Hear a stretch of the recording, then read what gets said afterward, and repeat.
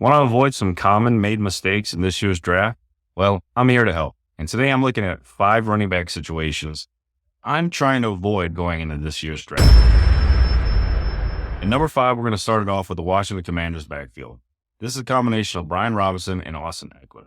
Austin Ekeler did have a down year last year, and I don't see it getting much better this year. You don't know who's going to be the primary back of the backfield in Washington, and you mix that in with a very bad offensive line, very tough schedule for running backs for this team going this season.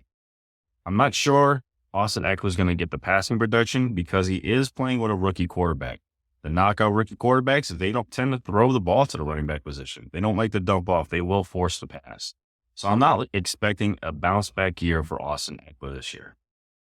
At number 4, I got the Seattle Seahawks backfield. It's the combination between Kenneth Walker and Zach Charbonnet. They both proved to be very inadequate last year, as Kenneth Walker couldn't stay healthy and Zach Charbonnet's production was very minimal.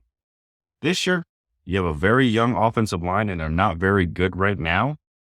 And then add that in of playing in the NFC West, where the defenses are going to run. It's going to be a difficult time for the running back situation here. This offense doesn't tend to throw the running backs very much. I think they're going to air it out. I really like the receivers, so I am avoiding the backfield in Seattle.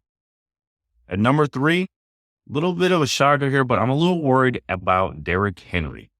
Derrick Henry is up there in age. The Yeti is getting older. It looks like he's starting to lose a step. And you put the combination, you're playing in a tough division in the AFC and mixing that it's not a very good offensive line that Baltimore has there. I'm not sure what they're expecting out of Derrick Henry and what his splits will be as far as what snap percentage he'll play on the field this year. Something I'm not willing to risk such a high draft pick. I'm avoiding Derrick Henry. And number 2 is DeAndre Swift. I know his production was up last year, but he did play behind a great offensive line there at Philadelphia, and he's playing on his 3rd team in 3 years. Yes, he got the multi-year deal, and everybody says follow the money, and Chicago gave him that. But my big knock on him is he's not a physical type runner, as we saw in Detroit and why he lost the job there. And I just don't know.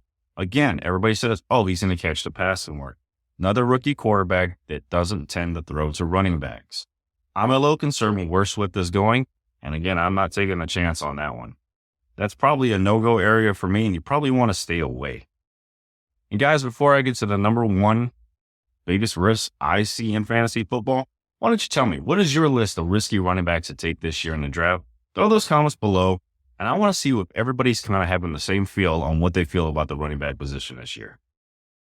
Now here it is. Number 1, my biggest worry, and I believe the biggest risk in fantasy football for running backs this year has got to be Josh Jacobs. He's coming off a very bad year. Yes, he did lead the league 2 years ago in rushing. Didn't look very good last year. I know everybody says the offensive line's not great.